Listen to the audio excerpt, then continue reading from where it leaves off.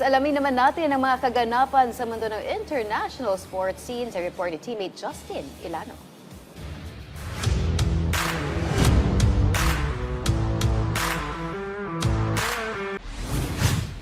Plano ni Argentinian football superstar Lionel Messi na maging isang club owner pagkatapos ng kanyang dekoradong football career. Yan ang sinabi ng 38-year-old sa isang paunlak sa Argentine streaming channel, kung saan dagdag pa nito, hindi niya nakikita ang sarili bilang coach ng isang koponan at mas nanaisin niya ang club ownership kaysa sa coaching pagkatapos ng kanyang karera. Sinabi rin niyang nais niyang sundan ang yapak ni Inter Miami owner at football legend David Beckham na matatanda ang inilunsad ang naturang koponan noong 2018 bilang ika-25 Major League Soccer club. Samantala, matatanda ang pumirma ng isang contract extension noong nakaraang Oktubre ang Argentinian superstar sa Inter Miami para makapaglaro dito hanggang sa 2028 MLS season. Noong nakaraang 2025 season, nagtala ang Miami forward ng 6 goals in 6 games played, 9 assists at 10 on-target scoring attempts.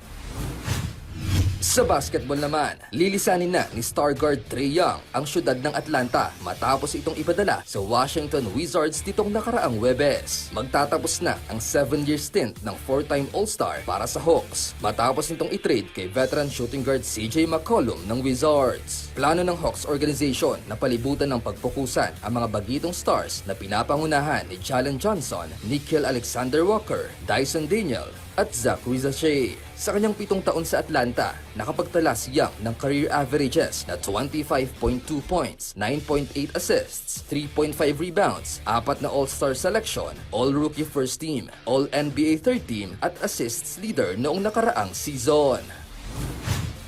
Sa basketball pa rin, nanaig ang Western Conference powerhouse na Denver Nuggets sa kanilang sagupaan ng Boston Celtics, 114-110 sa pagpapatuloy ng NBA regular season nitong Huwebes. Hindi ininda ng Nuggets ang pagkawala ni 3-time MVP Nikola Jokic, kung saan nanguna rito si forward Peyton Watson matapos ang 30-point night performance. Humalili rin sa Denver offense si veteran guard Jamal Murray, hawak ang 22 points, 17 assists at 8 rebounds. Sa panig naman ng Celtics, patuloy ang magandang season ni star forward Jaylen Brown, kung saan nagbigay ito ng 33 points, 7 rebounds at 4 assists. Samantala, dahil sa panalo, umangat na ang kartada ng Denver sa 25 wins and 12 losses. Hawak ang 4th seed sa Western Conference. Justin Ilano para sa Pambansang TV sa Bagong Pilipinas.